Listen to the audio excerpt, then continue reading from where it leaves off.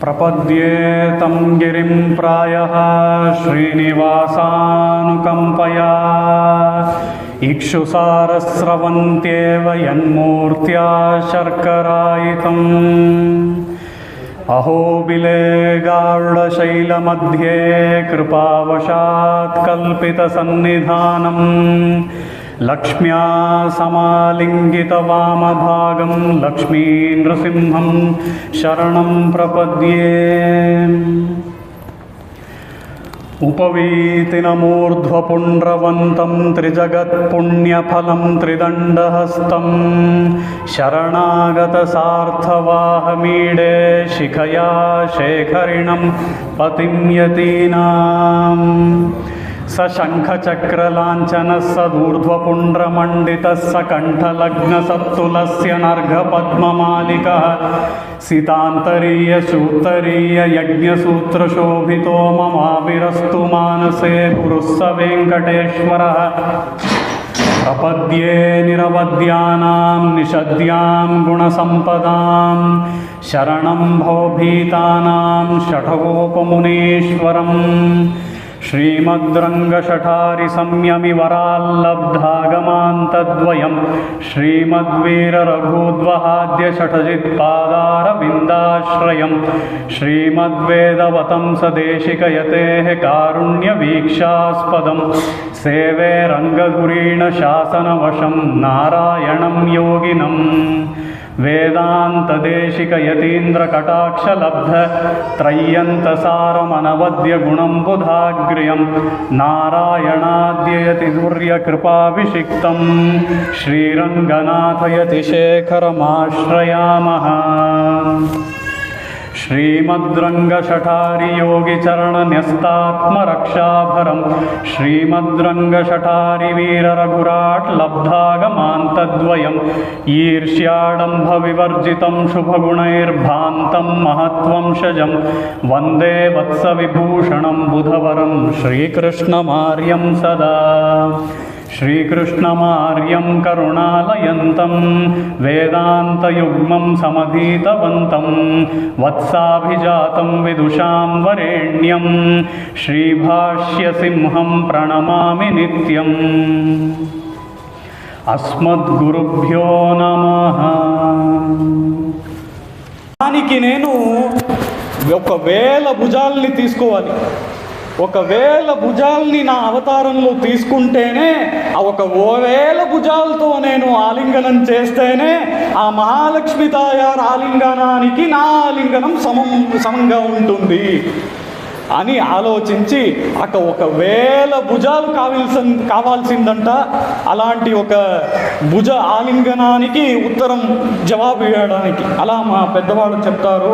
ఇలాంటి ఒక ఆలింగనంతో మనం చూస్తాం. ఎలా ఇలాంటి ఒక ఆలింగనం వేరే ఎక్కడ జరిగింది అంటే రామాయణంలో కూడా మనం వేరే సంగతులు చూస్తాం. వేరే సమయంలో తం దృష్ట్వా శత్రుహంతారం మహర్షీణాం సుఖావహం బభూవ హృష్టా వైదేహీ భర్తారం పరిషస్వజే. ఈ ఒక శ్లోకంలో ఎప్పుడు ఆ 14,000 రాక్షసాల్ని ఒక పరాక్రమంతో ఒక్కడిగా, ఎవరు లేదు అక్కడ సహాయానికి శ్రీరాముడికి, ఒక్కడిగా ఫేస్ చేసి ఎదురు చేసి ఆ యుద్ధంలో 14,000 1 2 పేరు కాదు, ఆ 14,000 రాక్షసాలని ఒక్కటిగా ఫేస్ చేసి అందరినీ డిఫీట్ చేసి అక్కడ అందరినీ సంహారం చేసి, అక్కడ ఒక విషయం ఉంది, అందరి సంహారం అక్కడ ఆవలేదు, ఒక్కడు మిగిలిపోతాడు. ఆయన పేరే అకంపనుడు అని చెప్పి, ఆ అకంపనుడు మిగిలిపోయి ఈ ఒక విషయాన్ని వెళ్ళి రావణానికి చెప్పేస్తాడు. మీ భ్రాతులన్నీ దూషణాలు అందరినీ ఈ రాముడు ఒక్కడనే ఫేస్ చేసి యుద్ధం చేసి అలాగే అందరూ వెళ్ళిపోయారు, అందరూ సంహారం అయిపోయింది అని పోయి వాడు ఇలా న్యూస్ చెప్తాడు రావణానికి. అప్పుడు ఈ ఒక్కడు మిగిలిపోతాడు. అందరు పేరు 14,000 మందిలో అందరు పేరు వెళ్ళిపోతారు. ఇలాంటి ఒక పరాక్రమాన్ని చూసి అప్పుడు తాయారు వచ్చి, మహాలక్ష్మి సీతాదేవి వచ్చి రామాన్ని ఇలా ఆలింగనం చేసుకుంటారు. ఇలాంటి ఒక ఆలింగనాన్ని అక్కడ మనం మహాభారతంలో కూడా చూడవచ్చు. ఇప్పుడు ఇలాంటి ఒక ఆలింగనాన్ని మన శంకర భగవత్పాదులు కూడా నృసింహ కరావలంబ స్తోత్రం, ఆ స్తోత్రంలో వర్ణిస్తారు. ఏకేన చక్రం అపరేణ కరేణ శంఖం అన్యేన సింధుతనయాం అవలంబ్య తిష్టన్. ఈ శ్లోకంలో ఇక్కడ శంకర భగవత్పాదాలు చెప్తున్నారు, ఇలాంటి ఒక ఉండే ఆ లక్ష్మీ నృసింహ స్వామిని వామేతరేణ వరద భయ పద్మ చిహ్నం లక్ష్మీ నృసింహ మమ దేహి కరావలంబం.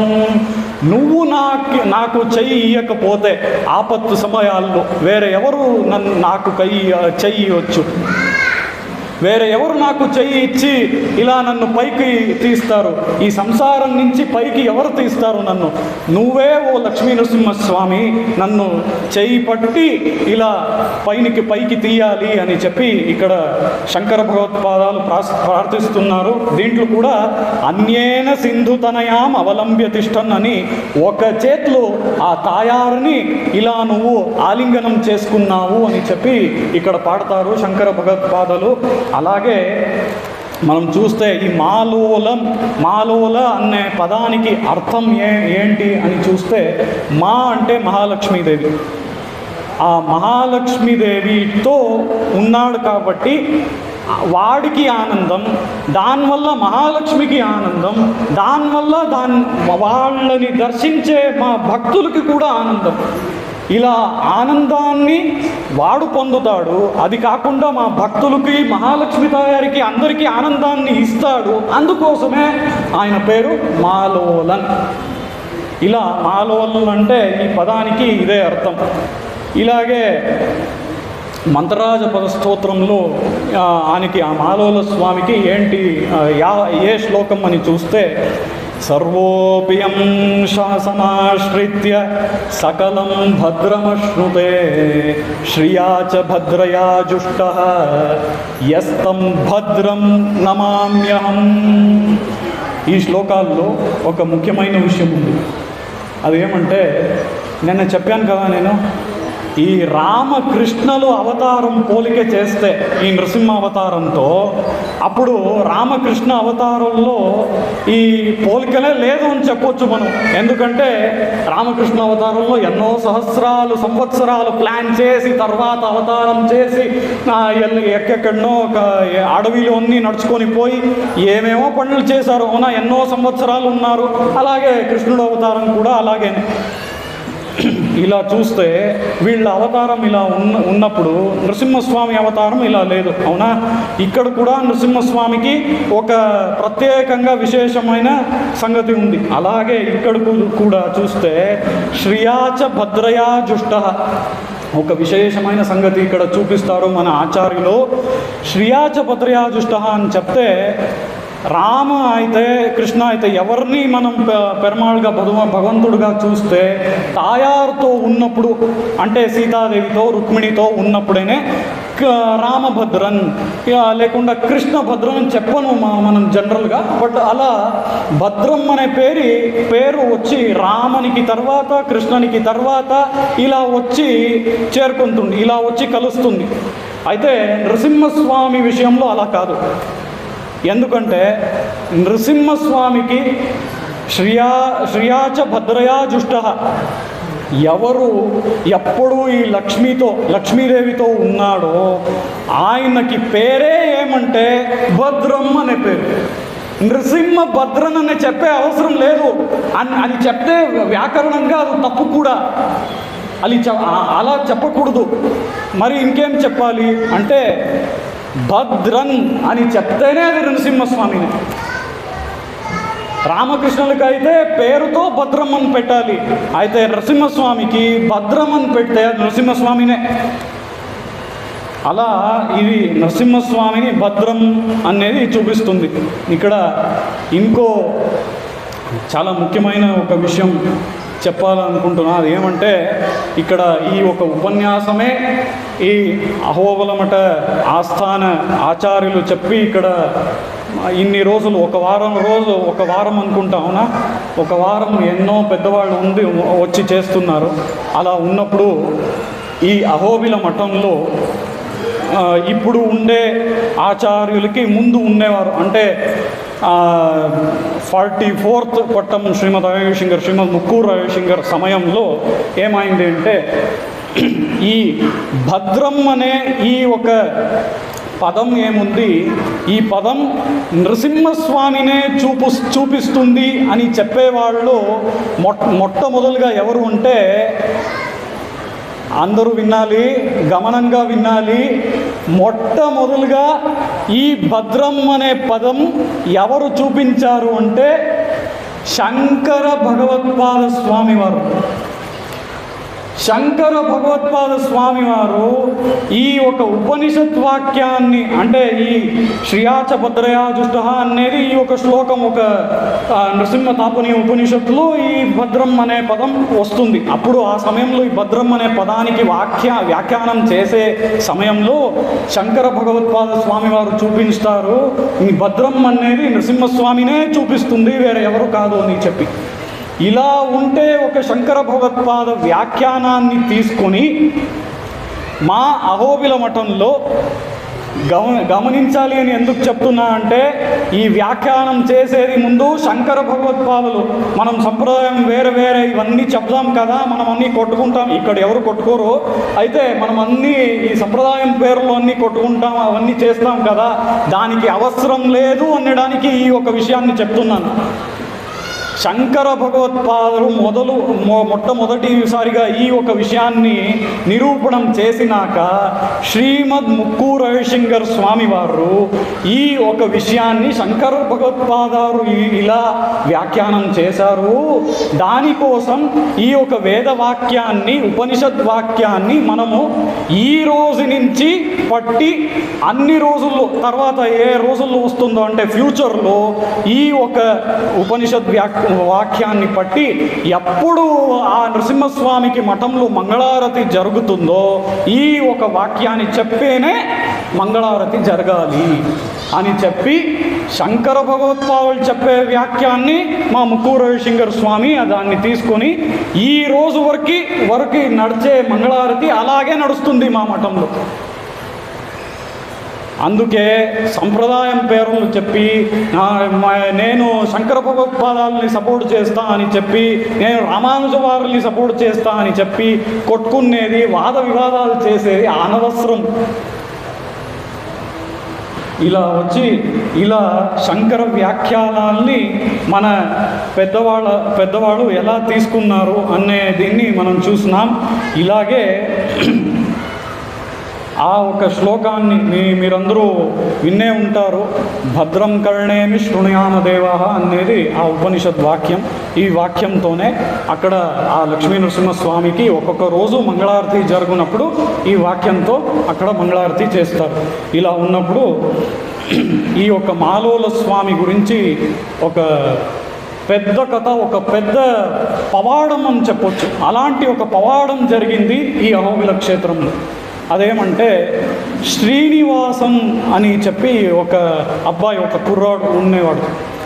ఆ శ్రీనివాసానికి వయస్సు ఎంత అంటే ఒక 19-20 ఇయర్స్ ఆ ఏజ్ వాడికి.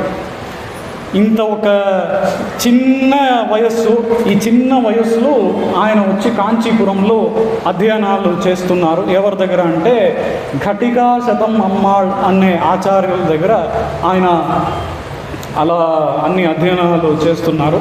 అప్పుడు అధ్యయనాలు చేసినప్పుడు ఒకరోజు రాత్రి ఏమైందంటే ఆ శ్రీనివాసం కలలో భగవంతుడు వచ్చి నువ్వు ఖచ్చితంగా ఇక్కడి నుంచి అహోబిలానికి రావాలి అనే ఒక ఆజ్ఞాని ఇచ్చారు.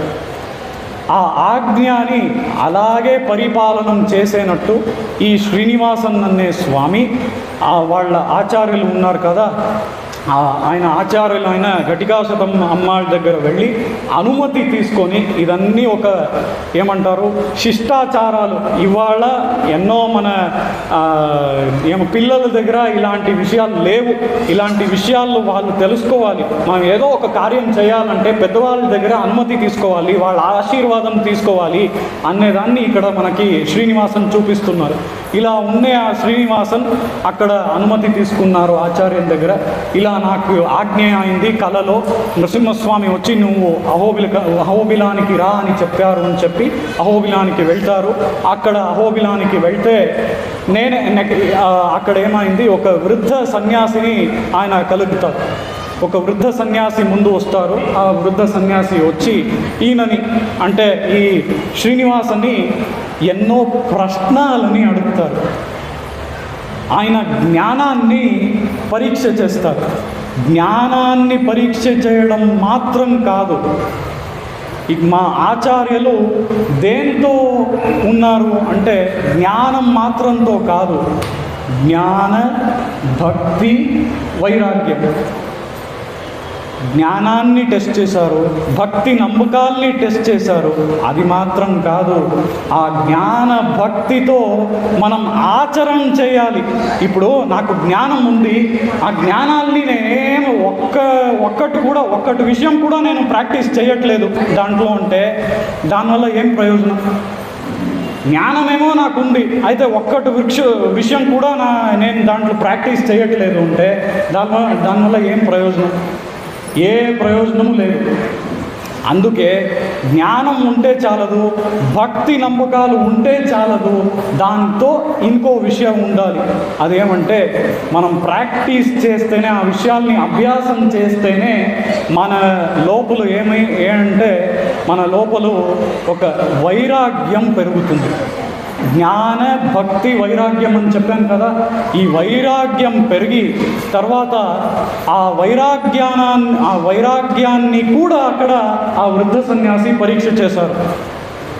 ఇలా పరీక్ష చేసిన తర్వాత ఆయన అనుకున్నారు, ఈయనకి వయస్సు ఎంత చెప్పాను అప్పుడే 19-20 years అని చెప్పాను కదా. ఈయనకి ఏజ్ ఇంత అయితే కూడా 20 years అయితే కూడా ఈయన జ్ఞాన భక్తి వైరాగ్యాలని చూస్తే ఈయన తప్ప వేరే ఎవరు ఆశ్రమానికి కరెక్ట్ కాదు అని చెప్పి ఆయనకి అప్పుడే సన్యాసం ఇచ్చేశారు. సన్యాసం ఇచ్చినప్పుడు ఆయన పేరు శ్రీనివాసన్ నుంచి షటకోపస్వామి అని అయింది. షటకోపస్వామి అని పేరు వచ్చింది. అయితే తర్వాత ఆయన జీవితంలో చేసే పనుల వల్ల ఆయనకి ఆదివన్ అనే ఒక బిరుదు కూడా దొరికింది తర్వాత సమయంలో. అందుకే ఆయన పేరు ఆదివన్ షటకోపస్వామి అని అయింది. అలా ఆదివన్ షటకోపస్వామి అనే పేరు ఎలా వచ్చింది, ఆదివన్ షటకోపస్వామి ఎలా అక్కడికి వెళ్ళారు అనే ఈ విషయాలను ఇప్పుడు మనం చూస్తున్నాం. దీనికి తర్వాత ఏమైంది అంటే, ఇప్పుడు నువ్వు వెళ్ళి ఇక్కడ ఉండే నృసింహాల్ని ఆరాధనం చెయ్యి అని ఆ సన్యాసి ఆజ్ఞ ఇచ్చేస్తారు. ఇప్పుడు నృసింహస్వామి అక్కడ అహోబిల క్షేత్రంలో ఉండేది ఒక నృసింహరా, 2 నృసింహలా? కాదు కదా, నవనృసింహస్వామి ఇలా ఉన్నప్పుడు ఏ నృసింహస్వామిని నేను ఆరాధన చెయ్యాలి అని ఈయన అడుగుతారు. ఆ సమయానికి ఆయన ఆ వృద్ధ సన్యాసి మాయమైపోతారు అక్కడి నుంచి. అప్పుడు ఆయనకి తెలియదు వీళ్ళు ఎవరు, ఈ వృద్ధ సన్యాసి ఇలా మాయమైపోయారు అని పోయి ఒక్కొక్క నరసింహస్వామిని దర్శనం చేసుకుంటారు. అప్పుడు దర్శనం చేస్తున్నప్పుడు ఒక్కొక్క నరసింహస్వామి ముఖాన్ని చూసినప్పుడు ఆయనకి ఏదో గుర్తొస్తుంది. ఇదే ముఖాన్ని నేను ఇప్పుడే ఎక్కడనో చూసానే అని గుర్తొస్తుంది.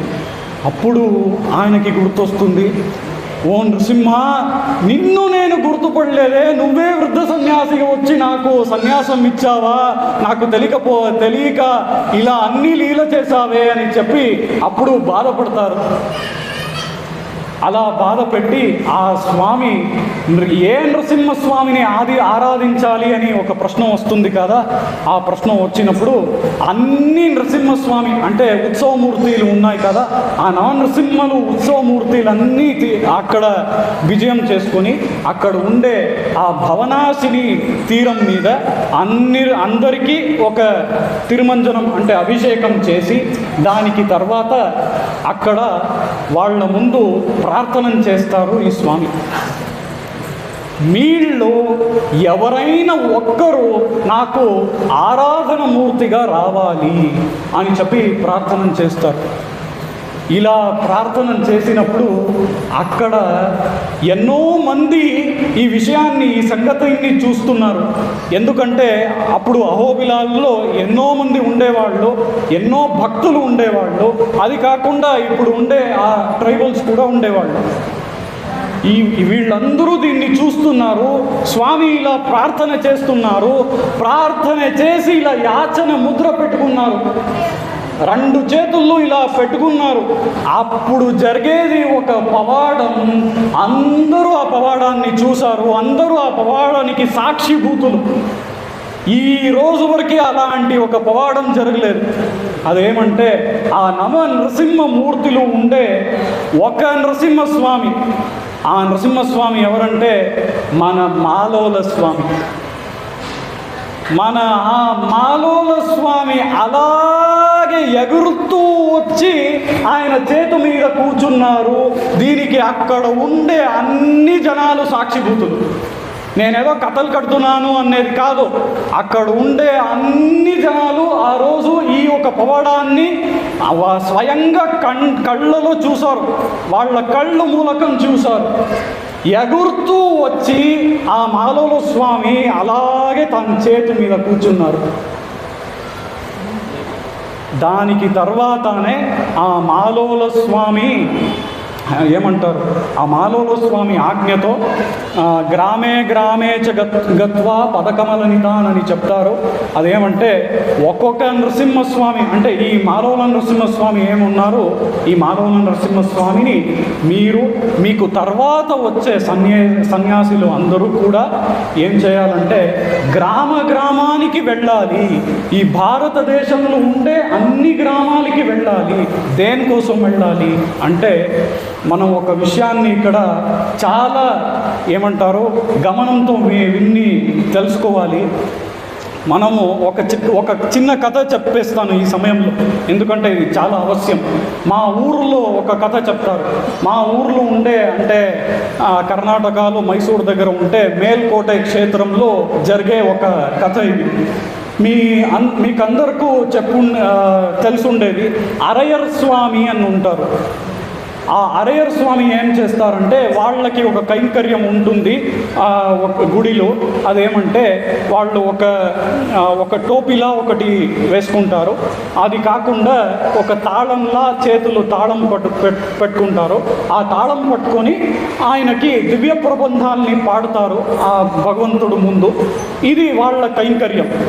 ఇలా చేసే ఒక అరయర్ స్వామి ఉండేవాళ్ళు. ఎప్పుడు 1,000 సంవత్సరాల ముందు రామానుజ స్వామి ఎప్పుడు మేల్కోటలో ఉండేవారో ఆ సమయంలో అప్పుడు ఈ అరయర్ స్వామి ఎన్నో రోజులు ఇలా కైంకర్యం చేసేవాళ్ళు. ఆ భగవంతుడి మీద ఎలా మనము తిరుక్కచ్చినంబే అనే ఒక ఆచార్యులు ఆ వరదరాజస్వామితో స్వయంగా మాట్లాడుతూ ఉండే అని చెప్తాం కదా. అలా ఈ అరయర్ స్వామి కూడా అలాంటి భక్తి ఉండేవాళ్ళు. భగవంతుడితో డైరెక్ట్గా మాట్లాడేవాళ్ళు ఈ ఒక అరయర్ స్వామి. ఇలాంటి భక్తి కూడా ఉండేది. ఇప్పుడు ఎలా మీకందరికీ ఇలా భక్తి శ్రద్ధలు నేను చూశానో అలాంటి ఒక భక్తి శ్రద్ధలు ఉండే స్వామి ఆ అరయర్ స్వామి. ఇలాంటి ఆ అరయర్ స్వామి ఇలా కైంకర్యం చేస్తున్నప్పుడు ఎన్నో రోజులు కైంకర్యం చేసినారో అన్నీ అయిపోయింది. ఇదన్నీ ఆయనక ఒకరోజు రామానుజ స్వామి ఏమన్నారంటే, మీరు పోయి ఈ పెరమాళ్ దగ్గర పోయి భగవంతుడి దగ్గర వెళ్ళి ఒక ప్రశ్నాన్ని అడిగి రండి అని చెప్తారు. వాళ్ళు చెప్తారు ప్రశ్న ఏమంటే మీరు వెళ్ళి భగవంతుడిని అడగండి, మీకు మోక్షం ఉందా అని అడగండి, తర్వాత నాకు మోక్షం ఉందా అని అడగండి అని చెప్పి రామానుజ స్వామి ఈ అరయర్ స్వామిని చూసి ఇలా చెప్తారు, మీరు ఎలాగో మాట్లాడతారు కదా భగవంతుడితో, అందుకే ఈ ప్రశ్నాన్ని వెళ్ళి అడగండి అని చెప్తారు. అలాగే వీళ్ళు కూడా ఎప్పుడు భగవంతుడితో మాట్లాడతారు, ఈ ఒక కైంకర్యాన్ని చేస్తారు. భగవంతుడు ముందు ఈ తాళం పెట్టుకుని వచ్చారు. తాళం పట్టుకుని వచ్చినాక భగవంతుడు ఒక 2 పాటలు పాడారు. భగవంతుడు వచ్చాడు. తర్వాత వీళ్ళు మాట్లాడడానికి ఆరంభించారు. మాట్లాడుతున్నప్పుడు ఈ యొక్క విషయం ఆయనకి గుర్తొస్తుంది. రామానుజ స్వామి ఇలా చెప్పారు కదా, అడుగుదామని అడుగుతారు. ఫస్ట్ ఆయన అడుగుతారు, నాకు మోక్షం ఉందా అని అడుగుతారు. ఆయన అడిగేది కూడా ఎలా ఉండేదంటే, ఒక యాటిట్యూడ్ ఎలా ఉండేదంటే, నేను నీతోనే మాట్లాడతాను, నాకు అంత భక్తి ఉంది, నాకు మోక్షం ఉందా అనే ఒక అహంకారంతో అడిగారు. అవునా, ఇక్కడ అహంకారం కూడా ఒక విషయం, దాంతో ఇంకొక విషయం ఉంది. అప్పుడు ఆ భగవంతుడు ఏం చెప్తాడంటే, నీకు ఖచ్చితంగా మోక్షం లేదు అని చెప్పేస్తాడు. అంత భక్తి ఉంది, అలా రోజు కైంకర్యం చేస్తున్నారు అరయర్ స్వామి, నీకు ఖచ్చితంగా మోక్షం లేదు. ఎందుకు? అంత భక్తి ఉంది, ఇంత కైంకర్యం చేస్తున్నారు, ఇవన్నీ ఉంది కాబట్టి ఎందుకు మోక్షం లేదు? ఎందుకంటే ఈ స్వామి తప్ప వేరే అందరూ ఎంతో మంది ఉండేవాళ్ళు కదా ఆ మేల్కోటలో. ఆ సమయంలో అందరూ రామానుజ స్వామి దగ్గర వెళ్ళి రామానుజ స్వామి తిరువడిని పట్టుకొని వాళ్ళ దగ్గర ఎన్నో విషయాలని గ్రహించుకున్నారు. అయితే ఈ స్వామి, ఈ అరయర్ స్వామి చాలా అహంకారంతో ఉండి రామానుజ స్వామిని పట్టుకోలేదు, ఆశ్రయించలేదు. అందుకే నీకు మోక్షం లేదు అని చెప్పేశారు. దీంతో ఆయనకి చాలా షాక్ అయిపోయింది. నాలా భక్తి ఉండేవాడికి, నాలా కైంకర్యం చేసేవాడికే మోక్షం లేదా, ఇంకా ఆ రామానుజ స్వామికి వచ్చేస్తుందా మోక్షం అనే ఒక చింతనంతో రామానుజ స్వామిని అడిగారు. రామానుజ స్వామికి మోక్షం దొరుకుతుందా అని అడిగారు. అప్పుడు ఆ భగవంతుడు చెప్తాడు, దీంట్లో ఏంటి సందేహం, రామానుజ స్వామికి ఖచ్చితంగా మోక్షం ఉంది. ఎందుకంటే వరదంగా ఉండి చెప్పే 6 మాటల్లో ఉండే చివరి మాట ఏంటంటే, నువ్వు పోయి పెరియనంబి స్వామిని ఆశ్రయించి విషయాలన్నీ తెలుసుకో అని రామానుజం గురించి వరదరాజస్వామి చెప్తారు. అలాగే పెరియనంబి స్వామి దగ్గర వెళ్ళి రామానుజ స్వామి అన్ని విషయాల్ని గ్రహించుకుంటారు. ఇలా ఉన్నప్పుడు అక్కడ రామానుజ స్వామికి గురు సంబంధం ఉంది. ఈ అరయర్ స్వామికి ఎంత భక్తి ఉంటే ఏంటి, ఎంత కైంకర్యాలు చేస్తే ఏంటి, ఒక ఆచార్య సంబంధం ఖచ్చితంగా ఉండాలి, లేకపోతే మోక్షం లేదు అనే ఈ ఒక విషయం ఈ మేల్కోటే కథ మూలకం మనకు తెలుస్తుంది. ఈ మేల్కోటే కథాన్ని ఎందుకు నేను చెప్పానంటే, ఇక్కడ ఈ మేల్కోటే కథ లాగానే ఇక్కడ ఆదివంశోపస్వామికి ముందు శ్రీనివాసన్ అనే పేరు ఉన్నప్పుడు ఘటికాశతం అమ్మాళ్ అనే ఒక ఆచార్యులు ఉండేవాళ్ళు. దానికి తర్వాత ఇక్కడ వచ్చి ఆరాధన చేసి మాలలో స్వామి ఎగురుతూ వచ్చి స్వయంగా చేతు మీద కూర్చున్నారు. దానికి తర్వాత ఏమైంది, గ్రామే గ్రామే జగత్వా పదకమలనతానని చూసినాం. ఒక్కొక్క గ్రామానికి వెళ్ళి ఆ నృసింహస్వామిని అందరికీ దర్శనం చేపించు, నువ్వు మాత్రం కాదు, నీకు తర్వాత వచ్చే సన్యాసులు అందరూ ఇలా దర్శనం చేపించాలి అందరూ జనాలకి అని చెప్పి నృసింహస్వామి చెప్తారు కదా. ఇలా చెప్పినప్పుడు అన్ని గ్రామాలకి వెళ్ళి ఇది ఆ రోజు ప్రారంభమైంది. ఏ రోజు? 625 years ముందు, 625 సంవత్సరాల ముందు ఈ ఒక ప్రాక్టీస్, అభ్యాసం ప్రారంభమైంది, మొదలుపెట్టారు. మీరు నమ్మరు, ఈ రోజు వరకు ఆ అభ్యాసం జరుగుతుంది. మా మఠంలో ఎలా నృసింహస్వామి చెప్పారో, ఆజ్ఞ చేశారో, ఒక్కొక్క గ్రామానికి వెళ్ళి అందరికీ దర్శనం ఇవ్వాలి. ఆ లక్ష్మీ నృసింహస్వామి దర్శనం ఇయే ఒక పర్పస్ ఏంటి, ప్రయోజనం ఏంటి అంటే, ఆ ఆచార్య సంబంధాన్ని అందరూ పొందాలి. ఆ ఆచార్య సంబంధాన్ని పొందితేనే మోక్షం అనే విచారణను మనం ఇప్పుడే చూసాం కదా. అలా ఆ ఆచార్య సంబంధాన్ని అందరూ పొందాలి అనే కారణంతో ఇక్కడ ఆ లక్ష్మీ నరసింహస్వామి వెళ్ళి ఒక్కొక్క గ్రామానికి వెళ్తారు. ఒక్కొక్క గ్రామానికి కూడా వెళ్ళి అక్కడ ఉండే అన్ని జనాలు ఈ మా ఆచార్యులని ఆశ్రయించేలా మా ఆచార్యులు చేస్తారు. సో దీనివల్ల, ఈ విషయం వల్ల మీకు తెలిసే విషయం ఏంటి చెప్పండి? ఎవరైనా ఒక్కరు చెప్పండి, చూద్దాం. ఇప్పుడు చెప్పే ఈ విషయం వల్ల మీకేం తెలుస్తుంది? ఏంటి? కరెక్ట్గా చెప్పారు. చూడండి, మనము భగవంతుడి దగ్గర వెళ్తున్నామంటే, కైంకర్యం ఆయనకి చేస్తున్నామంటే దానికి గురువుల సంబంధం ఖచ్చితంగా ఉండాలి. గురువుల సంబంధం లేదంటే మీరు భగవంతుడితో భక్తితో ఉంటే భగవంతుడు మాట్లాడతారు మీతో, అవన్నీ ఉండొచ్చు, అయితే మీకు మోక్షం లేదు. అందుకే ఇలా లక్ష్మీ నరసింహస్వామిని ఒక్కొక్క చోటికి, ఒక్కొక్క గ్రామానికి వెళ్ళి అందరి జనాలకి ఈ లక్ష్మీ నరసింహస్వామి దర్శనం చేసే మూలకం ఏం చేశారు అంటే, అందరూ జనాలు ఆ ఆచార్యులని పట్టేలా, ఆ ఆచార్యుల్ని ఆశ్రయించేలా ఆచార్యరే లక్ష్మీ నరసింహస్వామినే ఆచార్య మూలం చేస్తున్నారు. ఇలా ఆచార్య సంబంధం అంత ముఖ్యమైనది మనకి. ఇలా ఆచార్య సంబంధం అంత ముఖ్యమైనది అనేదాన్ని మా రామానుజస్వామి ఎలాంటి వాళ్ళు తెలుసా? నేను ఒక చిన్న కథ చెప్తాను మా రామానుజస్వామి గురించి.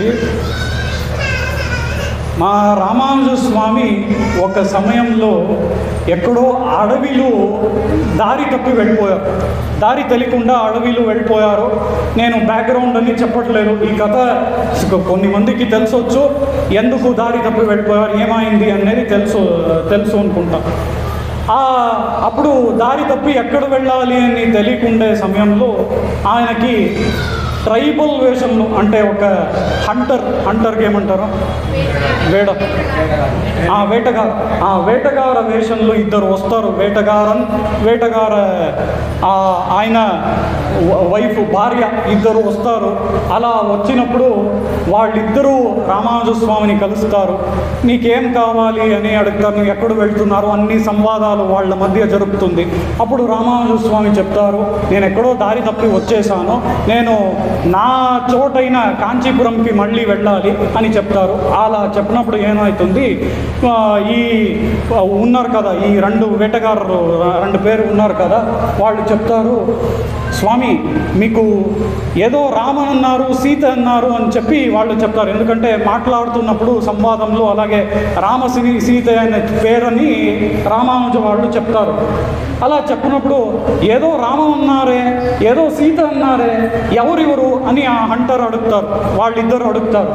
అలా అడిగినప్పుడు ఈ రామానుజస్వామి ఏమో చేస్తారు, అవునా మీకు రామ అంటే ఎవరు తెలీదా, సీత అంటే ఎవరు తెలీదా అని చెప్పి ఆ రామ సీత గురించి సంపూర్ణ రామాయణమే చెప్పేస్తారు. ఎవరు? మా రామానుజస్వామి సంపూర్ణ రామాయణమే చెప్పేస్తారు. అంటే ఏమర్థం, రామానుజస్వామి అప్పుడు ఇంకా స్కూల్లో, అంటే ఇంకా మా ఆచార్య పెరియనంబి స్వామిని వెళ్ళి ఆశ్రయించాలి అని చెప్పాను కదా, అప్పుడు ఇంకా వాళ్ళు ఆ పెరియనంబి స్వామి దగ్గర వెళ్ళలేదు, ఇంకా శిక్ష గ్రహించలేదు. అలాంటి ఒక సమయంలోనే స్కూలుకు వెళ్ళే ముందేనే, ఆ గురుకులానికి వెళ్ళే ముందేనే రామానుజస్వామి దగ్గర ఇంత జ్ఞానం ఉండేది. రామానుజస్వామికి మొత్తం రామాయణం తెలుసుండేది. మొత్తం రామాయణం తెలిసి ఇలా ఆ వేటగార దంపతులకి ఈ ఒక రామాయణాన్ని చెప్పారు. అలా చెప్పి చాలా ఆనందం పడ్డారు ఆ వేటగార దంపతులు. దానికి తర్వాత వెళ్తూ వాళ్ళు ఒక్క రోజుల్లోనే వింధ్యాపర్వత అడవి నుంచి కాంచీపురంకి వచ్చేస్తారు. అది ఎందుకంటే ఆ దంపతులు వచ్చి వేరే ఎవరూ కాదు, మా పెరుమాళ్ తాయారే. అలా ఈ ఒక కథ వస్తుంది. ఈ కథని నేను ఇప్పుడు ఎందుకు చెప్పానంటే, స్వామి రామానుజరు ఎలాంటి వాళ్ళు, ఆయనకి ఏదైనా జ్ఞానం కావాలా గురువుల దగ్గర వెళ్ళి తీసుకోవాలా? ఆయన జ్ఞానం అవసరం లేదు, ఆయనకి జ్ఞానం మొదటి నుంచే ఉంది. అయితే కూడా ఆ రామానుజ స్వామి ఎందుకు పెరియనంబి స్వామి దగ్గర వెళ్ళి అన్ని జ్ఞానాన్ని తీసుకున్నారు అంటే, ఒకటి ఆ వరదరాజస్వామి ఆజ్ఞ. అది వరదరాజస్వామి చెప్పారు, ఓ రామానుజ నువ్వు వెళ్ళి ఆ పెరియనంబి స్వామి దగ్గర అన్ని శిక్షల్ని తీసుకో అని చెప్పారు. దానికోసం రామానుజ స్వామి వెళ్ళి పెరియనంబి స్వామిని ఆశ్రయించారు. అది కాకుండా మా రామానుజ స్వామి మన అందరికీ ఎగ్జాంపుల్గా ఉండాలి, ఉదాహరణంగా ఉండాలి అని చెప్పి అక్కడ వెళ్ళి ఆ ఆచార్యులని పట్టుకున్నారు. మనందరికీ ఎగ్జాంపుల్గా ఎందుకు ఉండాలి? మేము ఈరోజు ఎన్నో శ్రద్ధాభక్తులతో ఇక్కడ ఈ గుడులన్నీ కైంకర్యం చేస్తున్నాము. ఆ శ్రద్ధాభక్తులతో ఆ భగవంతుడు మనతో మాట్లాడవచ్చు, ఇంకో ఫలాలు ఇవ్వచ్చు, వేరన్నీ చేయొచ్చు. అయితే మోక్షం ఇయ్యడు. మోక్షం ఇయ్యాలంటే ఖచ్చితంగా ఆ గురువుల సంబంధం ఉండాలి. అందుకే ఈ ఒక కథ మూలం మనకి ఈ ఒక విషయం తెలుస్తుంది. ఇలాగే మనం క్రోఢ నరసింహస్వామి గురించి చూస్తే, ఆ క్రోఢ నరసింహస్వామి వచ్చి వరాహకుండం అనే ఒక తీర్థానికి ఉండే తీరంలో ఉన్నారు. ఇక్కడ ఎవరు గాయత్రి జపం చేయొచ్చో గమనించాలి. ఎవరు గాయత్రి జపం చేయొచ్చో వాళ్ళు వెళ్ళి ఆ తీరంలో కూర్చొని గాయత్రి జపం చేస్తే వాళ్ళకి గాయత్రి జపం సిద్ధి కలుగుతుంది అని చెప్పారు పురాణంలో.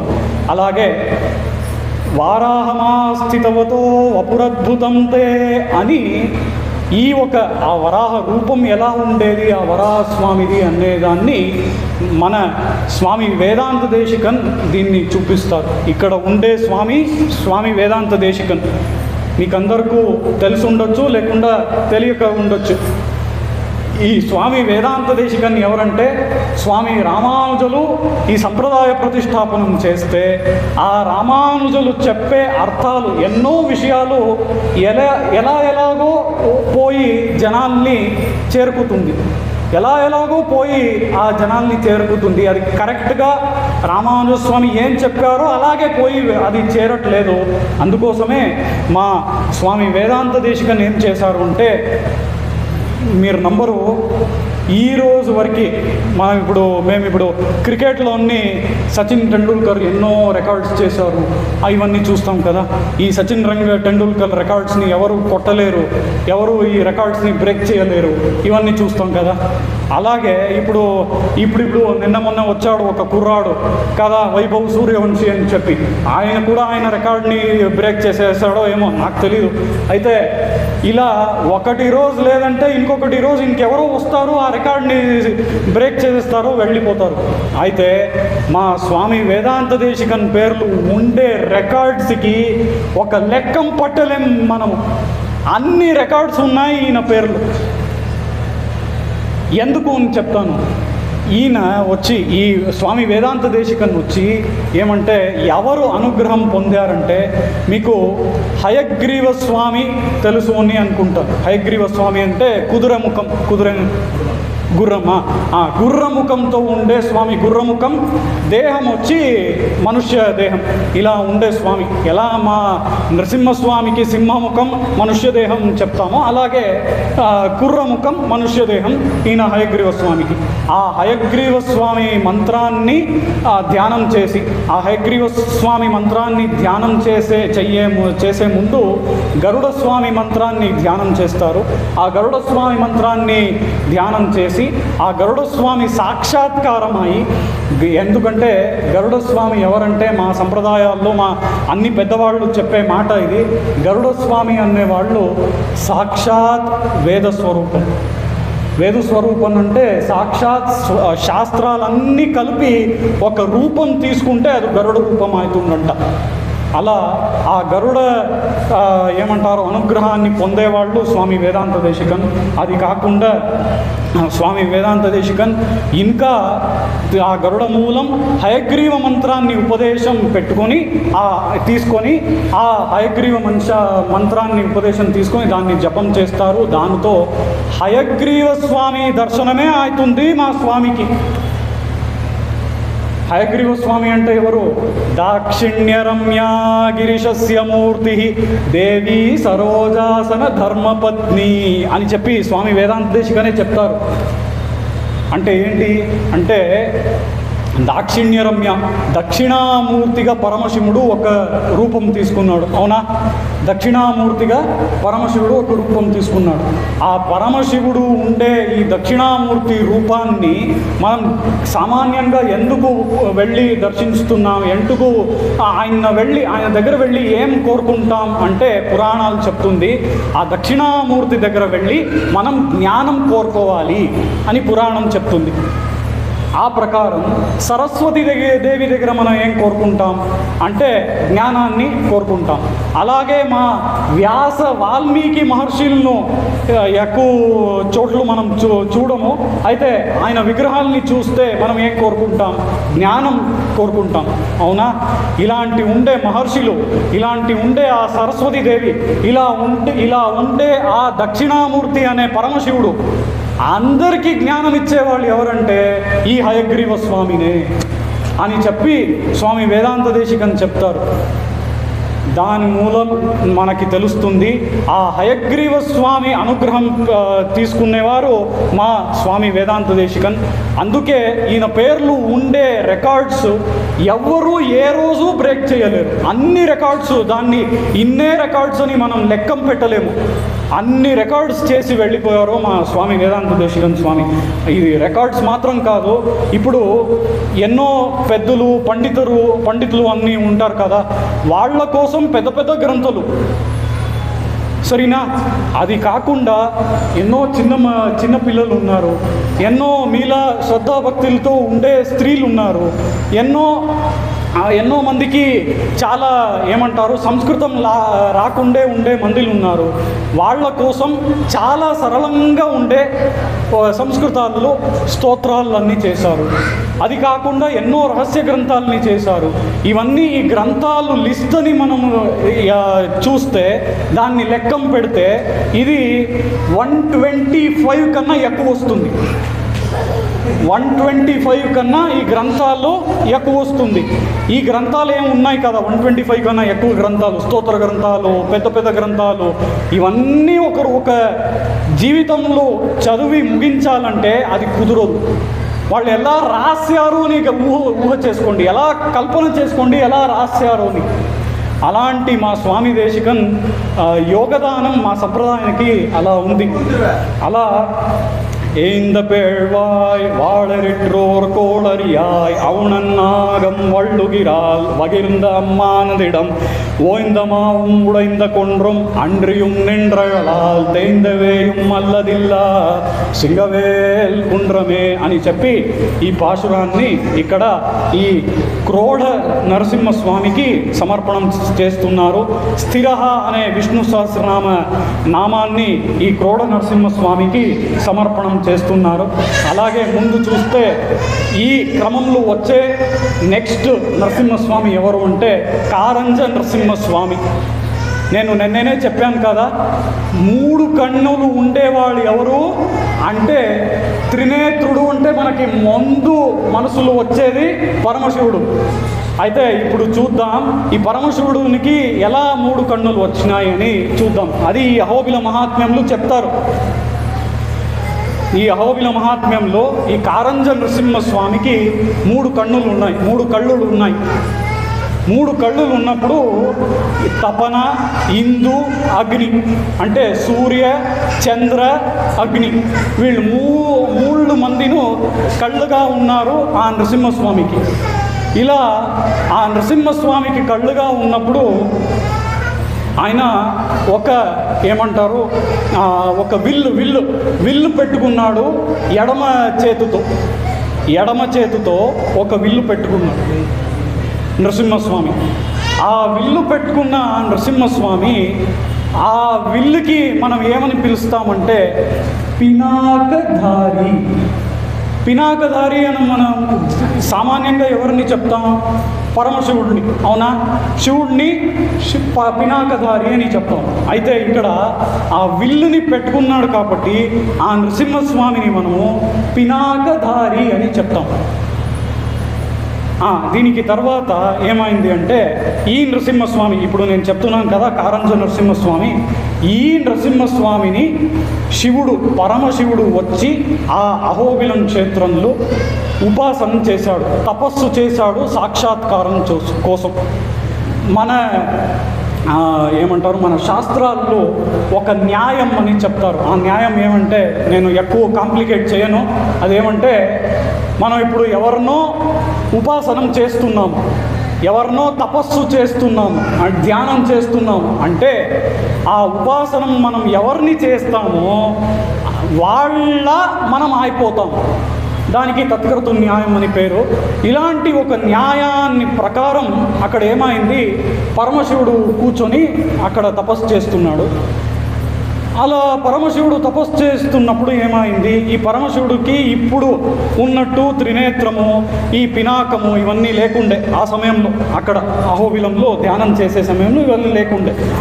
ఎప్పుడు ఈయన ధ్యానం చేసి అక్కడ ఉండే ఆ కారంజ నరసింహస్వామిని సాక్షాత్కారం చేసుకున్నాడో, ఆ కారంజ నరసింహస్వామి దర్శనం ఇచ్చారో, అప్పుడు ఎవరిని ఈయన ఉపాసనం చేశాడో వాళ్ళ అయిపోతారు అని చెప్పాం కదా.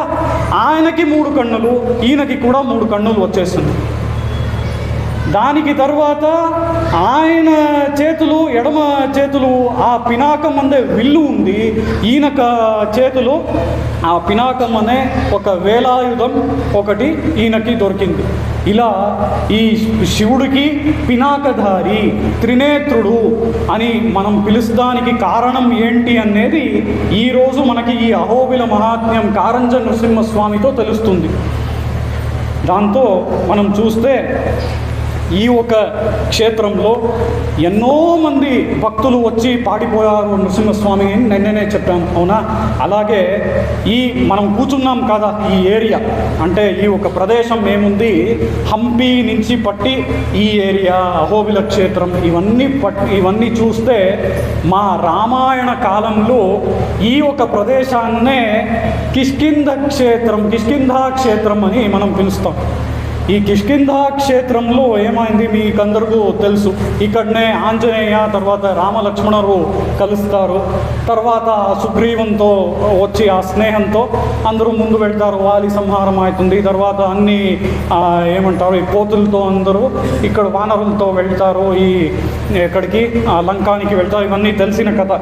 ఇక్కడ ఈ కిష్కింధా క్షేత్రంలో ఒకసారి ఏమవుతుంది, ఈ కథ మనం ఎక్కడ చూడొచ్చు అంటే రామాయణ కథం. ఒక విషయం గమనించండి, రామాయణంలో మనం రామాయణం మాత్రం తెలుసుకోవచ్చు, అవునా? అయితే మహాభారతం చదివితే అలా కాదు. ఎందుకంటే మహాభారతం రామాయణం తర్వాత జరిగింది. అందుకోసమే ఆ మహాభారతంలో రామాయణ విషయాలన్నీ మనకు తెలుస్తుంది. అలా ఉన్నప్పుడు ఆ మహాభారతానికి ఒకటి ఎక్స్టెన్షన్ ఒకటి ఉంది. అదేమంటే దానికి హరివంశం అని పేరు. ఇది కాకుండా ఈ హరివంశానికి ఇంకొకటి ఎక్స్టెన్షన్ ఉంది. దానికి ఏం పేరంటే శేషధర్మం అని పేరు. ఈ హరివంశాలలో తర్వాత శేషధర్మంలో భగవంతుడు గురించి తర్వాత భగవంతుడు క్షేత్రాల గురించి అన్నీ చెప్పారు. ఎవరు? భీష్మ పితామహులు యుధిష్ఠిరానికి ఇక్కడ ఉపదేశం చేస్తున్నారు. ఆ శయ్యాసనం మీద పడుకొని ఉపదేశం చేస్తున్నారు. ఆ సమయంలో భీష్మ పితామహులు ఉపదేశం చేసే సమయంలో ఈ క్షేత్రాల గురించి తర్వాత భగవంతుడు గురించి అన్ని అర్చామూర్తాల గురించి ఇక్కడ ఆ భీష్మ పితామహులు ఉపదేశం చేస్తారు. ఆ సమయంలో ఈ శ్రీరాముడు ఏం చేశాడు, రామాయణం సమయంలో అన్న ఈ విషయాన్ని చూపిస్తారు భీష్మ పితామహులు. అదేమంటే భీష్మ పితామహులు చెప్తారు, శ్రీరాముడు రామాయణం సమయంలో ఈ కిష్కింధ క్షేత్రానికి వచ్చే సమయంలో ఏం చేశారంటే, ఇక్కడ ఉండే ఈ అహోబిల నరసింహస్వామి దగ్గర వచ్చి ఈ కారంజ నరసింహస్వామిని చూసి ఈ కారంజ నరసింహస్వామి కోసం 5 పాటలని రచనం చేశారు. ఈ ఒక పాటలని, ఈ స్తోత్రానికి ఏంటి పేరంటే నృసింహ పంచామృత స్తోత్రం అని పేరు.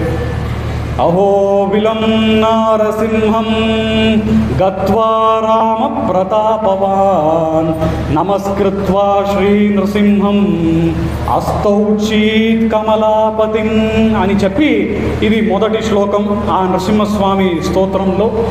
గోవింద కేశవ జనార్దన వాసుదేవ అని చెప్పి ఇలాంటి నామాలన్నీ పెట్టుకొని రాముడే నరసింహస్వామిని ఆరాధన చేశారు. ఇది కాకుండా ఇంకొకటి విషయం ఏమంటే, ఇది ప్రసంగాత్ చెప్పే విషయం, కారంజ స్వామికి ఈ విషయానికి సంబంధం లేదు. ఇది ఏంటి విషయం అంటే, ఒక సమయం ఇక్కడనే మా ఆంధ్రప్రదేశంలో ఉండే ఏంటి ఒక చాలా పెద్దమైన దేశం ఏమంటారు, మొత్తం దేశంలో ప్రసిద్ధంగా ఉండే ఒక క్షేత్రం తిరుమలై తిరుపతి క్షేత్రం. అవునా? ఆ తిరుమలై తిరుపతి క్షేత్రంలో అక్కడ ఉండే ఆ స్వామి ఎప్పుడు అవతారం చేస్తారో, ఆ శ్రీనివాస స్వామి ఎప్పుడు అవతారం చేస్తారో, శ్రీనివాస మహాత్మ్యంలో ఈ విషయం ఉంది. అక్కడ ఆ స్వామికి ఇప్పుడు పెళ్ళి అవ్వాలి, తాయారుతో పెళ్ళి అవ్వాలి. ఆ పెళ్ళి జరిగే సమయంలో పెళ్ళి అన్నీ జరుపుతూ ఉంటుంది. ఆ సమయంలో ఈ అగ్నిదేవుడు ఉంటారు కదా, ఈ అగ్నిదేవుడైనా అక్కడ వంటం చేసేవాడు. ఆ ఒక పెళ్ళిళ్ళు వంటం చేసేవాడు ఎవరు అంటే అగ్నిదేవుడు. అగ్నిదేవుడు అన్ని వంటలన్నీ చేసి పెట్టారు. ఆ శ్రీనివాస స్వామికి మహాలక్ష్మీదేవికి పెళ్ళి జరుగుతుంది. అది అయినాక ఆ అగ్నిదేవుడు ఏం చేస్తాడు అంటే, ఇప్పుడు ఇంకేంటి ఈ భోజనాలన్నీ అందరికీ వితరణం చేయాలి. ఇలా ఉన్నప్పుడు అందరికీ భోజనాలన్నీ వితరణం చేయాలి అనే ఉన్నప్పుడు దానికి ముందు ఈ ప్రాక్టీసు మీకందరికీ ఒక విషయం చెప్తాను, చాలా ఏమంటారు, చాలా బాధగా ఉంది నాకు. ఎందుకంటే మా పెద్దవాళ్ళు ఎన్నో అభ్యాసాలు, మంచి మంచి అభ్యాసాలు పెట్టుకునేవారు. మన ఆ అభ్యాసాలన్నీ వదులుతూ వెళ్తున్నాం. ఎందుకు చెప్తున్నానంటే, మనం ఏదైనా మనం తినేయడానికి ముందు, స్వీకరించుకోవడానికి ముందు దాన్ని భగవంతుడికి మనం నివేదనం చేసి తర్వాత తీసుకోవాలి. ఆ ఒక అభ్యాసం ఇక్కడ మనకు ఇప్పుడు తెలుస్తుంది. ఆ అగ్నిదేవుడు వచ్చి ఒక ప్రశ్న అడుగుతాడు. అక్కడనే కూర్చుందే, ఆ మన మీద కూర్చుందే ఆ స్వామిని ప్రశ్న అడుగుతాడు. ఎవరిని? ఆ శ్రీనివాస స్వామిని. ఓ స్వామి, మీరు వరంగా ఇక్కడ పెళ్ళి వరంగా కూర్చున్నారు మన మీద, మీకు నేను ఈ భోజనాలన్నీ ఇప్పుడు నివేదనం చెయ్యలేము, ఎందుకంటే మీరు పెళ్ళి చేసుకుంటున్నారు. వేరే ఎవరికి ఈ భోజనాల్ని సమర్పణం చెయ్యాలి అని ఒక ప్రశ్నని అగ్నిదేవుడు అడుగుతాడు.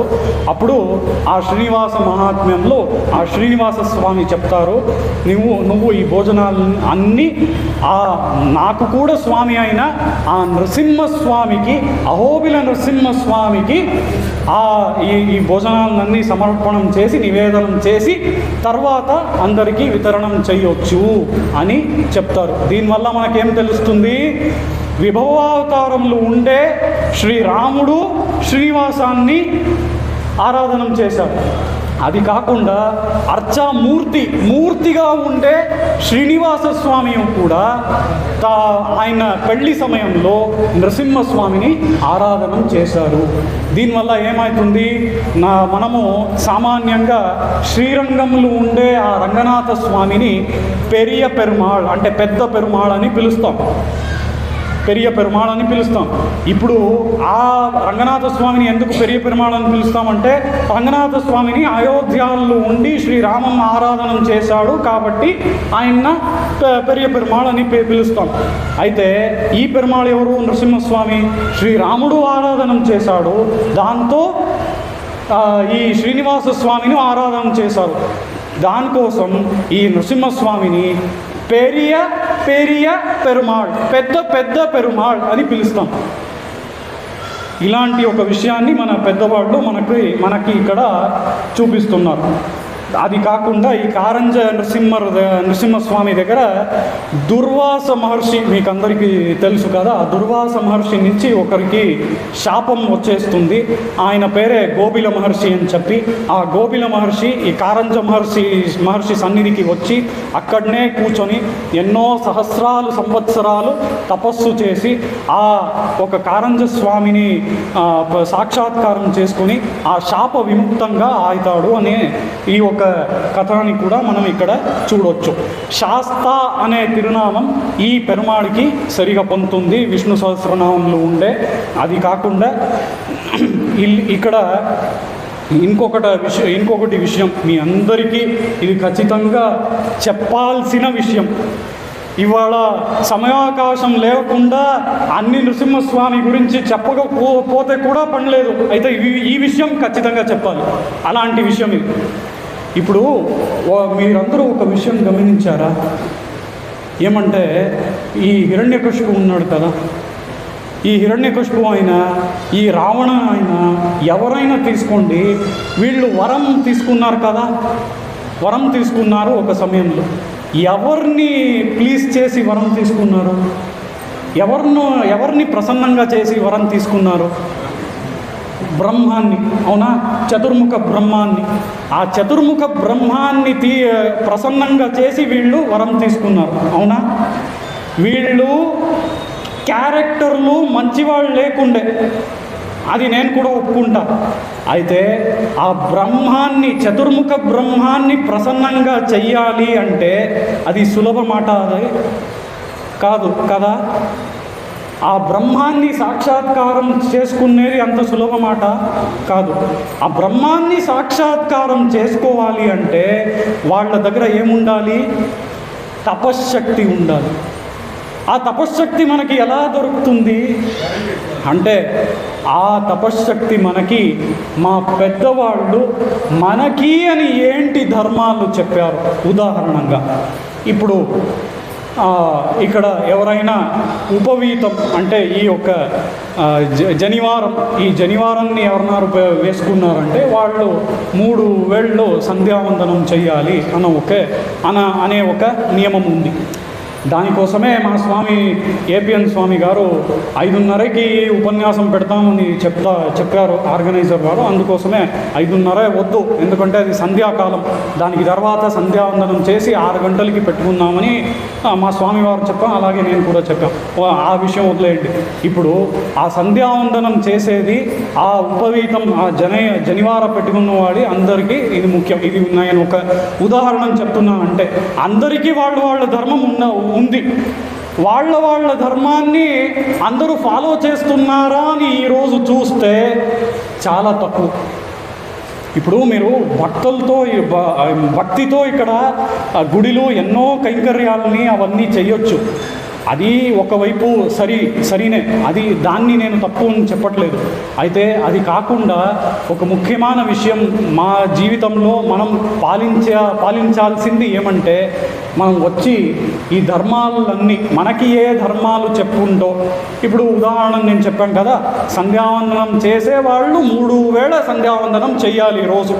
అలా ఇలాంటి సంధ్యావందనము, భగవద్ ఆరాధనము, ఇలాంటి కర్మలు ఎవరు చేస్తారో రోజు, ఆ ధర్మాలు ఎవరెవరికి చెప్పుండో ఆ ధర్మాలు ఎవరెవరు చెయ్యాలో ఆ ధర్మాల్ని వాళ్ళు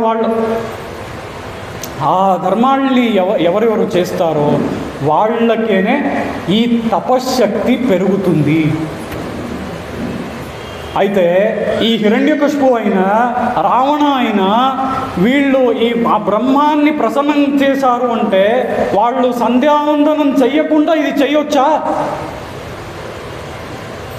లేదు కదా.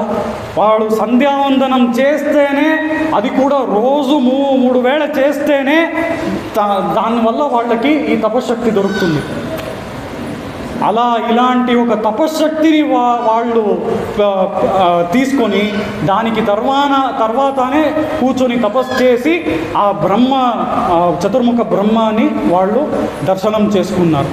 ఇలా మాకు ఏమంటే మా పురాణాల్లో మా ఇతిహాసాలు చూస్తే ఇప్పుడు మేము ఎన్నో సినిమాలు అవన్నీ చూస్తాం. ఇవన్నీ అన్నీ ఏమంటారు, చెత్త అనే చెప్పొచ్చు.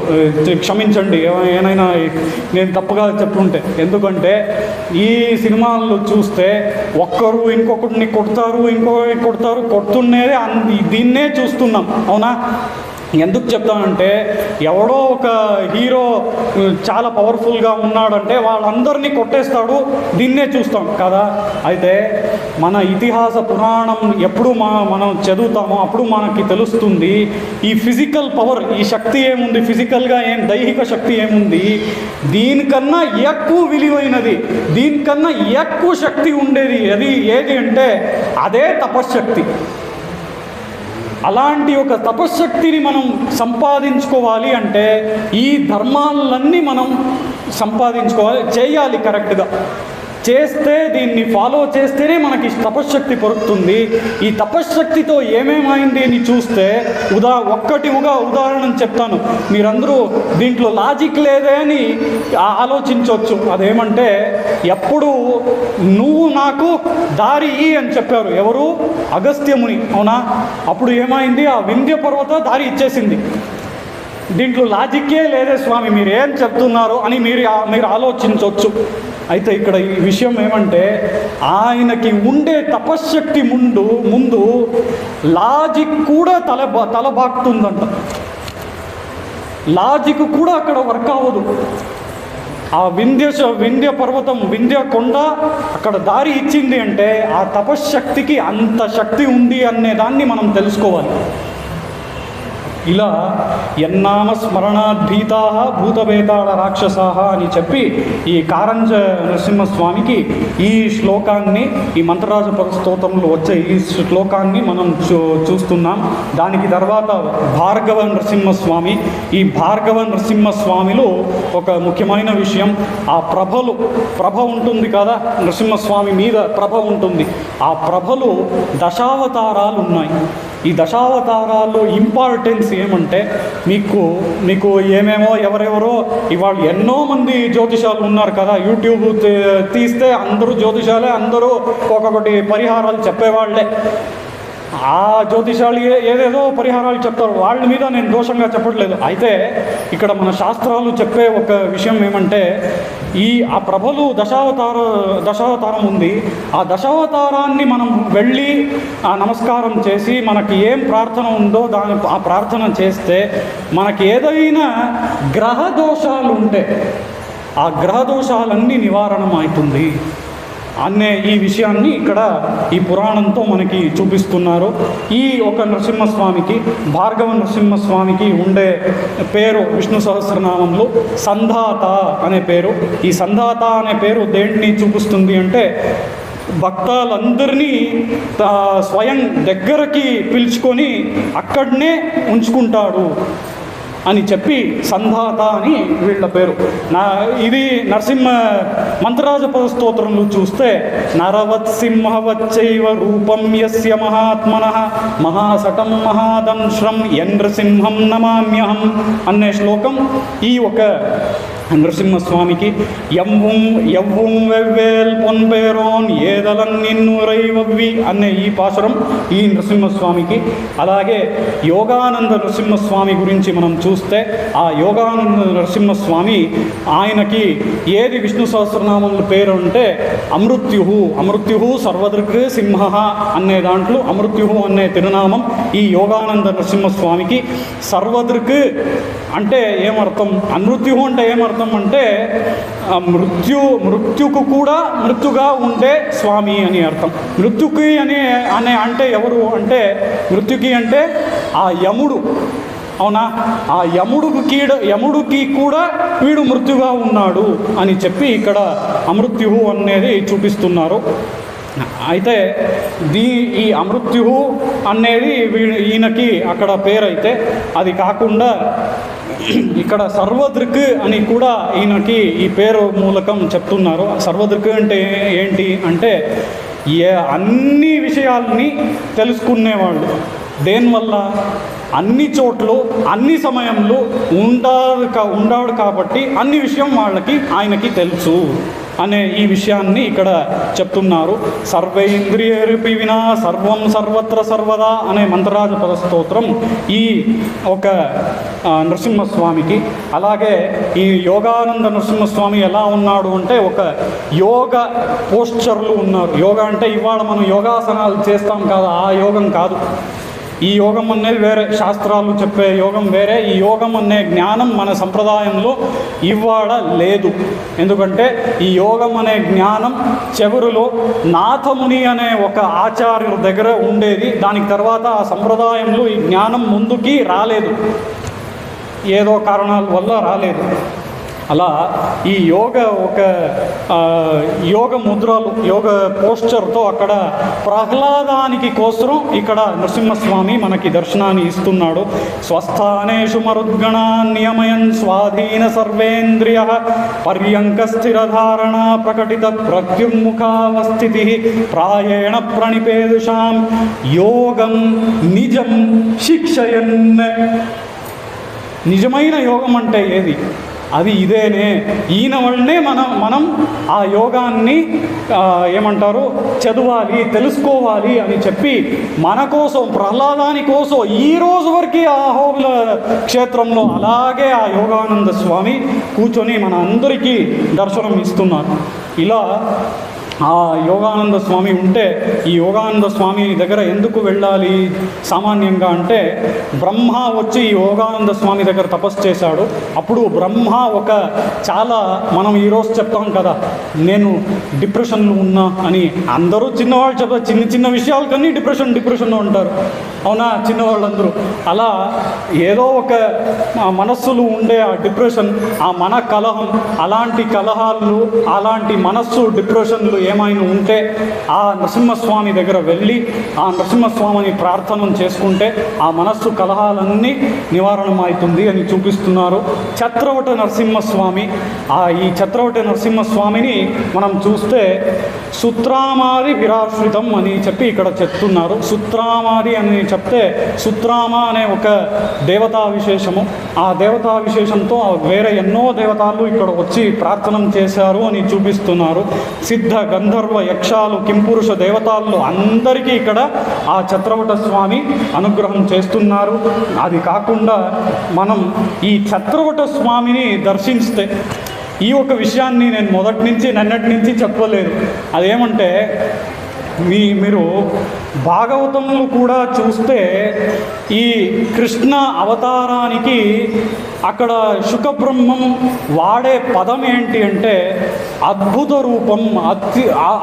రూపం అనే పదాన్ని అక్కడ శుకబ్రహ్మం భాగవతంలో కృష్ణ అవతారానికి వాడతారు. అయితే నృసింహ అవతారానికి ఏమనిది వాడతారు తెలుసా? కృష్ణ అద్భుతం మాత్రమే. నరసింహస్వామి అయితే అత్యద్భుతం రూపం ఉద్వహన్ అని చెప్పి అతి అద్భుతమైన రూపాన్ని ఆ నరసింహస్వామి పెట్టుకున్నారు. అంత సుందరంగా ఉండేవాళ్ళు మా నరసింహస్వామి అని చెప్పి ఇక్కడ మనకి భాగవతంలో చూపిస్తారు. అలాగే ఇక్కడ ఈ కొండ ఉంది కదా, అహోబిల కొండ, దానికి ఇంకొకటి పేరు ఉంది. ఆ పేరేమంటే అచల ఛాయ మేరు అని పేరు. ఆ పేరు ఎందుకు వచ్చింది అంటే ఎక్కడనూ అక్కడ ఆ ఛాయ అనే పడదు, ఆ ఛాయ కిందకి పడదు, ఆ కొండ ఛాయ కిందకి పడదు. ఆ ఒక విశేషం ఆ కొండకి ఉంది. అలా ఉండే ఈ అచల ఛాయ మేరులో ఈ ఛత్రవట స్వామి దగ్గర 2 గంధర్వాలు వస్తారు. ఆ గంధర్వాలు ఎవరు అంటే వాళ్ళ పేర్లు విచిత్రంగా ఉంది. ఎందుకు అని దానికి కూడా ఒక కారణం ఉంది. వాళ్ళ పేర్లు ఏమంటే హూ హా హా అనేది వాళ్ళ పేర్లు ఇలా ఉంది. వాళ్ళు చాలా బాగా పాడుతూ ఉండేవాళ్ళు ఆ గంధర్వులు మధ్యలో. అయితే వాళ్ళని ఎవరు గమనం ఇచ్చి వినేవాళ్ళు కాదు. ఇప్పుడు నేను కూడా ఇలా చెప్తున్నాను, మీరేమో వింటున్నారు. అయితే ఎన్నో చోటుకి వెళ్తే ఏమవుతుంది అంటే సంగీతం అయితే వాళ్ళకి ఒక ఆకర్షణ ఉంటుంది, ఉపన్యాసం ప్రవచనం అయితే ఉండదు. అయితే మీరందరూ ఈ ప్రవచనాన్ని వింటున్నారో అది నా భాగ్యం. అలా హూ హూ హాహా అని చెప్పి ఇద్దరు గంధర్వాళ్ళు ఉండేవాళ్ళంట. ఆ హూ హూ హాహా అనే గంధర్వాళ్ళు సంగీతాలు బాగా పాడేవాళ్లే, అయితే ఎవరు వాళ్ళని గమనించేవాళ్ళు కాదు. ఎందుకంటే వాళ్ళకి ఇంకా కీర్తి కావాలి, అందరూ గమనించాలి అన్న ఒక ఆశ ఉండేది. దానివల్ల ఈ నరసింహస్వామి, ఛత్రవట నరసింహస్వామి దగ్గర వచ్చి వాళ్ళు ప్రార్థన చేసుకున్నారు. అలా ప్రార్థన చేసుకున్నప్పుడు తపస్సు చేసి దానికి తర్వాత అక్కడ దర్శనం అయింది. నా అనుగ్రహంతో నీకు ఈ ప్రపంచంలో అన్ని చోట్లలో అన్ని కీర్తిలన్నీ నీకు వస్తూ కలుగుతాయని చెప్పి అనుగ్రహం చేశారు ఆ నరసింహస్వామి. అలాగే అన్ని కీర్తులు వాళ్ళకి వచ్చింది. దీనికి తర్వాతనే మేము ఇప్పుడు పోయి వెళ్తే ఎవరైనా సంగీతం పాడుతూ ఉంటే వాళ్ళు చాలా బాగా పాడితే మేమేం చెప్తాం చెప్పండి? ఆహా ఓహో అని చెప్తాం కదా, అది దీనివల్లనే. ఇలా ఆ సంగీతంలో ఒకటి నాకు సంగీతం గురించి అంత తెలీదు. అయితే ఇక్కడ మనం చూస్తే త్యాగ బ్రహ్మం, తెలుగులో త్యాగరాజస్వామి ఎన్నో కీర్తనాలు పాడారు కదా. ఆ త్యాగరాజస్వామి ఎన్నో కీర్తనాలు పాడినప్పుడు ఆ అన్ని కీర్తనాలు సామాన్యంగా రిషభ, షడ్జ, గాంధార దీంట్లోనే ఉంటుంది. ఇది సంగీతం తెలిసే వాళ్ళకి ఇది తెలుసుంటుంది. దీంట్లోనే ఆ అన్ని కీర్తనాలు ఉంటుంది. ఎందుకంటే ఇవన్నీ మధ్యమ స్వరంలో ఉంటుంది. మధ్యమ స్వరంలో మనం మాట్లాడితేనే పాడితేనే ఆ భగవంతుడికి ప్రియమంట. అందుకోసమే త్యాగరాజ స్వామి ఇలా పాడారు. అది మాత్రం కాదు, ఇది కాకుండా ఇక్కడ నేను అతి ముఖ్యమైన ఒకటి విషయం చెప్పాలి. అదేమంటే మీకందరికీ అన్నమాచార్య స్వామి తెలుసు, అవునా? అన్నమాచార్య స్వామి తెలియకుండా ఉండేవారు ఎవరైనా ఉన్నారా ఇక్కడ? మా ఆంధ్రప్రదేశంలో తెలియకుండా ఉండడానికి సాధ్యం లేదు, అవునా? అందరికీ అన్నమాచార్య స్వామి తెలుసు. ఈ అన్నమాచార్య స్వామి ఎవరు అంటే, ఈ అన్నమాచార్య స్వామి అప్పుడే నేను చెప్పాను కదా, మాలోల స్వామి వచ్చి ఇలా చేతుల్లో కూర్చున్నారని ఆదివంశడగోప స్వామి అని. ఈ ఆదివంశడగోప స్వామి శిష్యులే అన్నమాచార్య స్వామి. అది మాత్రం కాదు, నిన్నటి రోజు నేను చెప్పాను 4 గ్రంథాలు ఉన్నాయి. గ్రంథ చతుష్టయం అని చెప్పి శ్రీభాష్యం, గీతాభాష్యం, భగవద్ విషయం, తర్వాత ఇంకోటి శ్రీమద్ రహస్యత్రయసారం. ఈ గ్రంథ చతుష్టయంలో ఈ శ్రీభాష్యాన్ని మనము అధ్యయనం చేయాలంటే మనము ముందు ఆ గురు పరంపర సంధానం, ఆ తనియన్నని చెప్తాం కదా. అప్పుడు ఈ ఆదివంశడగోప స్వామి పేరుని శ్రీ వైష్ణవులు ఎవరెవరు ఉన్నారో అందరూ చెప్పాలి. ఎందుకంటే వీళ్ళకి ఈ ఆదివంశడగోప స్వామి అందరికీ కామన్. అందరూ శ్రీ వైష్ణవాలకి శ్రీభాష్యం కామన్నా కాదా? అవునా? శ్రీభాష్యం కామన్ అయితే ఆదివంశడగోప స్వామిను అందరికీ కామన్. అలా ఆదివంశడగోప స్వామి శిష్యులుగా ఈ అన్నమాచార్య స్వామి ఉండేవాళ్ళు. అది మాత్రం కాదు, ముద్దుగారే యశోద అనే పాట మీకు అందరికీ తెలుసుంటుంది అనుకుంటా. ఆ ముద్దుగారే యశోద పాటల్లో ఒక లైన్ వస్తుంది. అదేమంటే, చెంతల మాలోలున్న చిన్ని కృష్ణుడు, అవునా? చెంతలా మాలో ఉన్న చిన్ని కృష్ణుడు అంటే ఏమర్థం? మా దగ్గరనే ఉండే చిన్ని కృష్ణుడు అని అర్థం, అవునా? ఈ ఒక లైన్లో ఎలా ఆ స్వామి పాడవచ్చు అంటే, చెంతల మాలో ఉన్నా అని కూడా పాడవచ్చు. మాలోలున్నా అని పాడడం అవసరం లేదు. మాలో ఉన్నా అదే అర్థమే, మాలోలున్నా అదే అర్థమే, అవునా? నాకు తెలుగు అంతా తెలీదు, అయితే కూడా నేను చెప్తున్నా. ఏదైనా తప్పు ఉంటే నన్ను క్షమించండి. ఇప్పుడు మాలో ఉన్నా అని కూడా పాడవచ్చు అక్కడ, అయితే అక్కడ స్వామి పాడలేదు. ఎందుకు? ఈ అన్నమాచార్య స్వామి ఎవరు? ఆదివంశడగోప స్వామి శిష్యులు. ఆదివంశడగోప స్వామి చేతులు వచ్చి కూర్చునే నృసింహస్వామి ఎవరు? మాలోల స్వామి, అవునా? చెంతల అంటే ఎవరు? చెంతల అంటే ఇప్పుడు పావన నృసింహస్వామి గురించి మనం నెక్స్ట్ ఇప్పుడు చూస్తాం. ఆ సమయంలో చూస్తాం మనం. ఏమంటే ఆ స్వామికి ఒక లక్ష్మీదేవి, చెంచుదేవి తాయారని పేరు. ఆ తాయారుతో ఆ స్వామికి పెళ్ళవుతుంది. ఈ చెంచుదేవిని చెంతల అని పాడారు. చెంతల అంటే అక్కడ చెంచుదేవి అని అర్థం. అది మాత్రం కాదు, మాలో ఉన్నా అని పాడవచ్చు, అయితే అలా పాడలేదు, మాలోలు ఉన్నా అని పాడారు. ఎందుకు మాలోలాన్ని అక్కడ పాడాలి, మాలోలాన్ని పాడాలి అని మాలోలున్నా అని పాడారు. ఇలా ఇలాంటి పాటలను ఎన్నో పాటల్ని అన్నమాచార్య స్వామి మనకి ఇచ్చి వెళ్ళారు. ఇలాగే చవర నరసింహస్వామి మనం చూస్తే పావన నరసింహస్వామి, ఈ పావన నరసింహస్వామి ఎలా ఉన్నారంటే పవిత్రాణం పవిత్రమ్యో మంగళానాం చ మంగళం అని విష్ణు సహస్రనామంలో మనం చెప్తాం. అలా ఎలా అన్ని పవిత్ర విషయాల కన్నా పవిత్రంగా ఉండే స్వామి ఎవరు అంటే ఈ పావన నరసింహస్వామి. ఇలా ఉంటే ఈ పావన నరసింహస్వామి ఎప్పుడు నరసింహస్వామి అని కాదు, ఎప్పుడు భగవంతుడు ఎలా అవతారం చేస్తాడో అలా అవతారానికి సరిగ్గా తాయారు మహాలక్ష్మీదేవి కూడా అవతారం చేస్తారు. దానికి ప్రమాణం చూస్తే స్వామి వేదాంత దేశికనే మనకు చెప్తారు, దేవోన శుభమాతనోతు దశధా నిర్వర్తయన్ భూమికాం రంగేధామని లబ్ధ నిర్భర రసైరధ్యక్షితో భావుకై యద్భావేషు పృథగ్విధేషు అనుగుణాన్ భావాన్ స్వయం బిభ్రతి యద్ధర్మైరిహ ధర్మిణీ విహరతే నానాకృతిర్నాయిక అని చెప్పి ఆ నాయిక అయిన ఆ మహాలక్ష్మీదేవి అలాగే అవతారం చేస్తుంది అని ఇక్కడ చూపిస్తున్నారు. రాఘవత్వే అభవత్స్వీత రుక్మిణి కృష్ణ జన్మని అని విష్ణు పురాణంలో కూడా చూపిస్తున్నారు.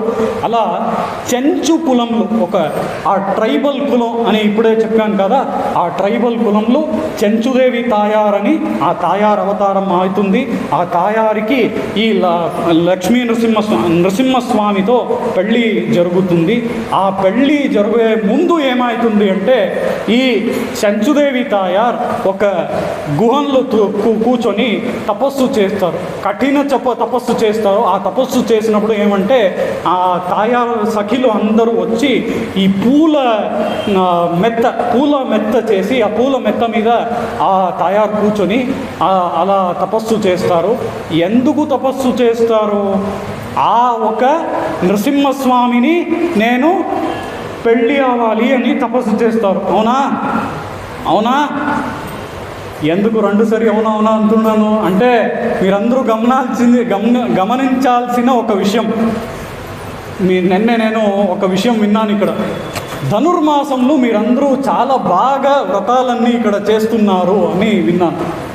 అది చాలా మంచి విషయం. నేను మీ అందరికీ నమస్కారం చేస్తాను. ఎందుకంటే ఫ్రాంక్గా చెప్పాలంటే నేను కూడా అలాంటి వ్రతాలు పెట్టుకోలేదు, నేను చేయట్లేదు ఇప్పటికీ. మీరు అలాంటి వ్రతాలు ఆండాళ్ తాయారు చేసిన వ్రతాలన్నీ చేస్తున్నారు. ఆ రోజు ఆండాళ్ తాయారు ఎందుకోసం వ్రతం చేసింది అంటే అరిముగన్ అచ్యుతన్ అని ఆండాళ్ తాయారే పాడింది. ఇంకో ప్రబంధంలో తిరుపతిలో కాదు, నాచ్యార్ తిరుమలలో అరిముగన్ అచ్యుతన్ అని ఆండాళ్ దేవల్ పాడింది. అరిముగన్ అచ్యుతన్ అంటే ఎవరు? కృష్ణన్ కాదు, మా నరసింహస్వామి. అతి అద్భుతం, చాలా సుందరంగా ఉండేవాళ్ళు ఎవరు? మా నరసింహస్వామి. కృష్ణానికన్నా సుందరంగా ఉండేవాళ్ళు ఎవరు? మా నరసింహస్వామి. ఆ నరసింహస్వామిని నేను పెళ్ళి అవ్వాలి అని చేసే వ్రతమే ఆండాళదేవి చేసే వ్రతమే ఈ తిరుప్పావై సమయంలో ధనుర్మాసంలో చేసే వ్రతం. ఇక్కడ ఒకటి సూక్ష్మార్థం ఉంది. ఇంకో 5 నిమిషాల్లో నేను ముగించేస్తాను. ఇది ఒక చాలా ముఖ్యమైన విషయం. ఎలా నేను దీనికి ముందు ఆచార్య సంబంధం ఉండాలి అప్పుడే ఖచ్చితంగా మోక్షం అని చెప్పాను, ఇక్కడ ఇంకొక విషయంలో మనం చూడాలి. అదేమంటే మనం అందరూ ఎవరు అని అడిగితే మన అందరూ జీవాత్మలు అని శాస్త్రం చెప్తుంది. జీవాత్మలు అంటే మనుష్యులు మాత్రం కాదు, ప్రాణులు కూడా దాంట్లో వస్తాయి. అవునా? ఇలా ఉన్నప్పుడు ఈ జీవాత్మలన్నీ ఎవరిది సొత్తు, ఇది ఎవరి సొత్తు అని అడిగితే ఇది ఆ భగవంతుడి సొత్తు. భగవంతుడిని వాడి సొత్తు ఇది. ఈ జీవాత్మ అనేది వాడు సొత్తు ఆయన. కాబట్టి మనం ఏం చేయాలి? ఆయన దగ్గర వెళ్ళి ఈ జీవాత్మని ఆయనకి సమర్పణం చేయాలి. దానికి ఏంటి పేరు? శరణాగతి అని పేరు. ఈ శరణాగతిని మనం ఏమని చెప్తాం?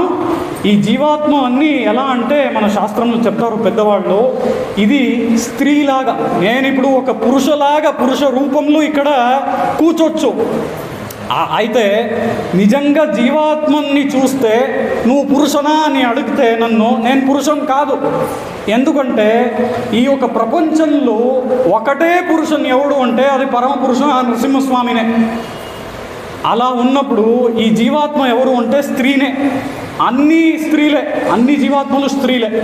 ఇలా ఉన్నప్పుడు ఇలా ఉన్న ఆ జీవాత్మ ఏం చేయాలి అంటే ఇక్కడ ఈ పెళ్ళి గురించి ఆండాళ్ దేవి తిరుప్పావైలు వర్ణించారు.